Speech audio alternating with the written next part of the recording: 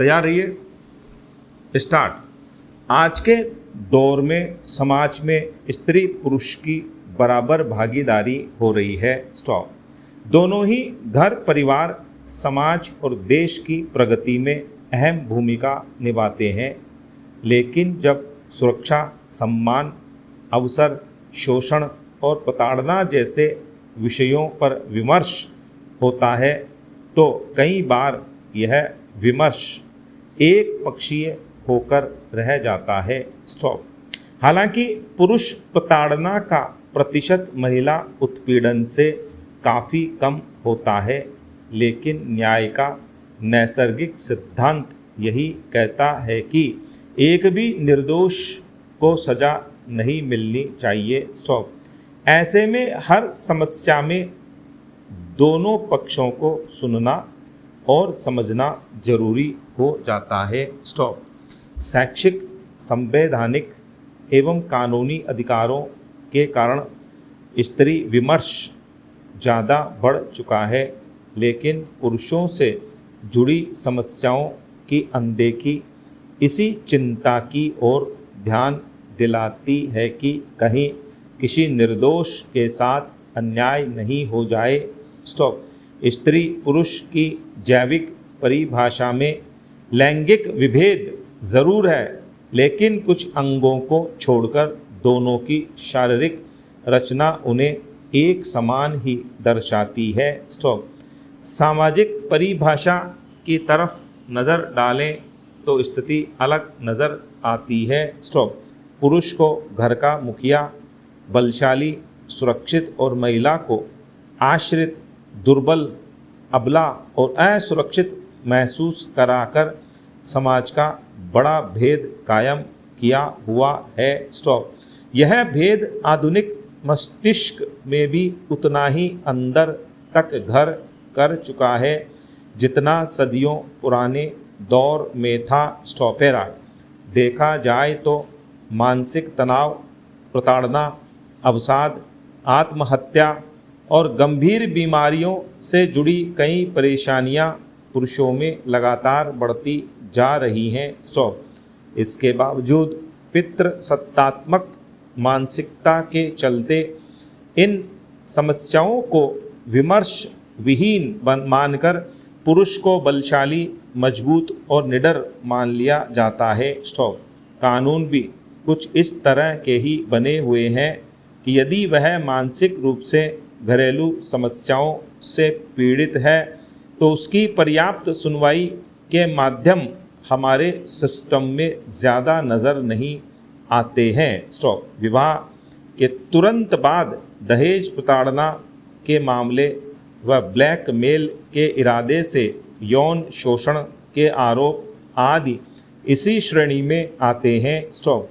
थाना, कोर्ट, कचहरी, आयोग के साथ सामाजिक संस्थाओं में भी पुरुष प्रताड़ना को सुनने वाला कोई तंत्र अभी तक विकसित ही नहीं हुआ है, जबकि आज यह समय की मांग है। स्टॉप। पैरा। घरेलू हिंसा, दहेज प्रताड़ना, यौन शोषण के प्रकरणों को देखते, सुनते और अनुसंधान करते वक्त ऐसे कई मौके सामने आए जब पुरुष और उसके पक्ष के परिजन भी एक पीड़ित के रूप में सामने आते हैं। स्टॉप। इस दौरान ज़्यादा संघर्ष करना पड़े तो मानसिक प्रताड़ना और बढ़ जाती है। स्टॉप। इसका कारण यह है कि ऐसे कई प्रकरणों में महिला और उसका परिवार समस्या के समाधान की बजाय समस्या को लंबे समय तक खींचने में ज़्यादा विश्वास रखता है। स्टॉप।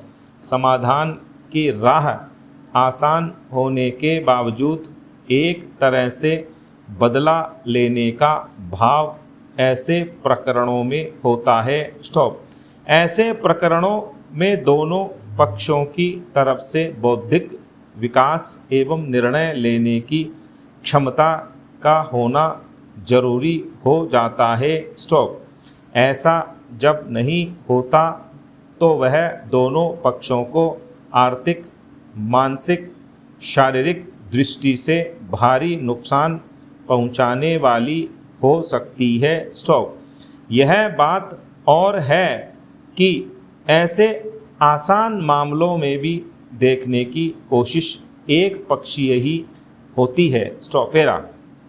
इस बात से इनकार नहीं किया जा सकता कि आज भी पुरुष प्रधान समाज में महिलाएं ज़्यादा पीड़ित और प्रताड़ित होती हैं। स्टॉप। इसलिए उन्हें ज़्यादा संरक्षण की ज़रूरत है, लेकिन पुरुष वर्ग को सिर्फ समाज में घर करने वाली इसी भावना से नहीं सुना जाए कि वह तो शोषक है, शोषित नहीं, भला उसे कौन प्रताड़ित करेगा, तो पीड़ित पुरुषों में कुंठा पैदा होगी ही। स्टॉप।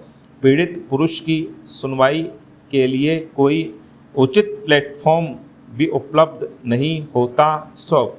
महिला थाने व परामर्श केंद्र पर भी वह प्रथम दृष्टया अपराधी होता है। स्टॉप। दूसरी तरफ स्त्री के लिए महिला थाना, महिला आयोग, परामर्श केंद्र व महिला कानून हर जगह उसकी मदद करते हैं। स्टॉप। ज़रूरत इस बात की है कि अनुसंधान एवं न्यायिक प्रक्रिया में दोनों पक्षों की समुचित सुनवाई कर उनकी समस्या का त्वरित समाधान किया जाए। स्टॉप।